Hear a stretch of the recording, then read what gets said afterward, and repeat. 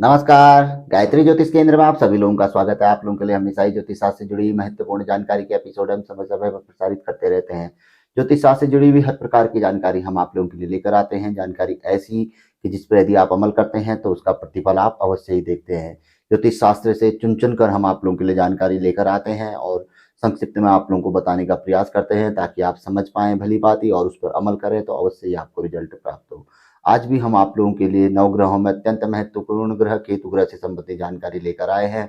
कुछ ऐसे लक्षण लेकर आए हैं जिन लक्षणों से हम आसानी से जान सकते हैं कि हम में केतु ग्रह से संबंधित समस्या है और हमें इनसे संबंधित उपाय आदि अवश्य ही कर लेना चाहिए जिससे कि हमारी समस्या दूर हो जाए। बिना जन्म पत्रिका दिखाए भी हम यह जानकारी आसानी से अमल पर ला सकते हैं क्योंकि सिर्फ अपने लक्षणों से हम जान सकते हैं। जन्म पत्रिका में भी हम देखकर पता लगा सकते हैं। यदि जन्म पत्रिका ना हो और यदि जन्म पत्रिका से भी कोई उपाय निकल कर नहीं आ रहा हो तो सिर्फ लक्षणों के माध्यम से भी हम आसानी से और सटीक तरीके से, सिद्ध तरीके से अपनी समस्या का समाधान कर सकते हैं। तो केतु ग्रह के बारे में जो 5 महत्वपूर्ण लक्षण बताए गए कि ऐसी समस्या हो तो अवश्य ही केतु ग्रह जनित उपाय आदि कर लेनी चाहिए।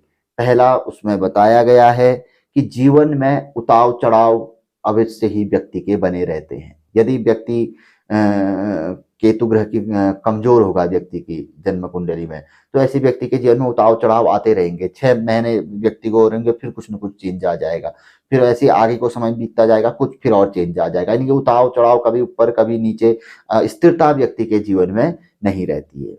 दूसरा बताया गया है पैसे की स्थिरता। ऐसे व्यक्ति कितना ही कमा ले स्थिरता पैसे में कभी नहीं रहेगी। पैसे के मामले में व्यक्ति को हमेशा ही सोचना पड़ेगा।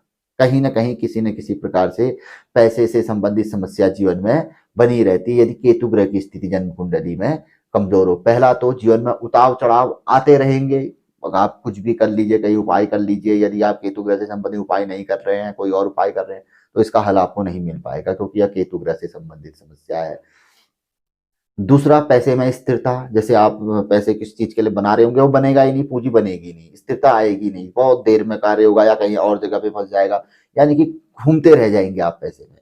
तो ये केतु की वजह से रहता है क्योंकि क्या केतु को धन का कारक भी माना गया है। तो पैसे में स्थिरता व्यक्ति के नहीं रहती है। तीसरा, हमेशा ही व्यक्ति बड़ी चीजें सोचता है और हो कुछ नहीं पाता है। सोचेगा बड़ा कि भाई बड़ा करूंगा, आधे तक जाएगा भी और बीच में वह फंस जाएगा। तीसरा यह है कि व्यक्ति का ख्वाब बड़े होते हैं व्यक्ति के जाते हैं। अगर केतु कमजोर होगा तो केतु बड़े ख्वाब दिखाता है क्योंकि इनकी प्रवृत्ति ऐसी होती है। लेकिन यह व्यक्ति को उस ओर लेके भी जाता है। व्यक्ति सब कुछ बड़े जोखिम उठाते हुए उस ओर चला जाता है लेकिन आधे में फंस जाता है व्यक्ति क्योंकि केतु ग्रह की कमजोर स्थिति।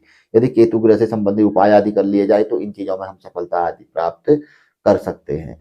चौथा, केतु ग्रह यदि कमजोर होगा तो व्यक्ति अकेले में ज्यादा समय बिताता है। व्यक्ति एकाकी ज्यादा होता है, सोचता ज्यादा है और कई प्लान आदि बनाता है। तो व्यक्ति मतलब क्या कहते हैं, एकांत में ज्यादा रहने वाला माना गया हुआ है।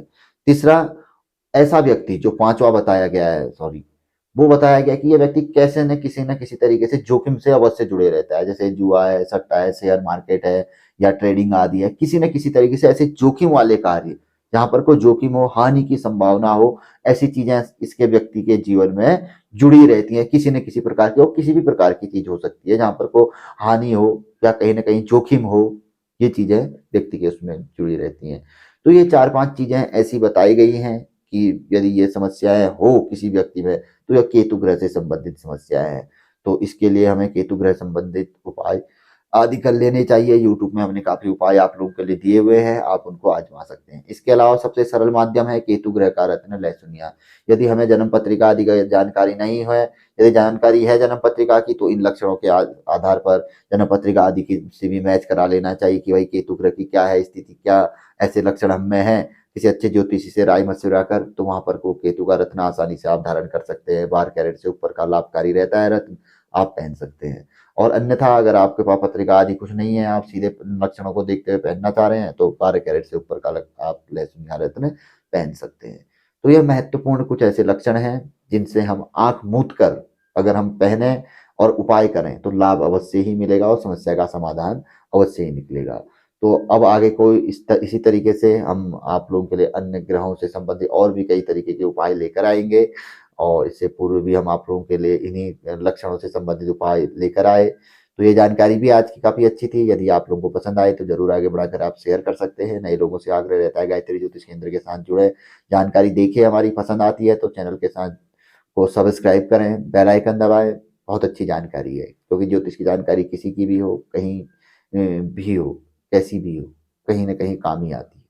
तो मिलेंगे ऐसे ही किसी बहुत अच्छी जानकारी के एपिसोड के साथ अगली वीडियो में। तब तक के लिए नमस्कार। जय श्री राम, जय श्री कृष्णा, ओम नमः शिवाय।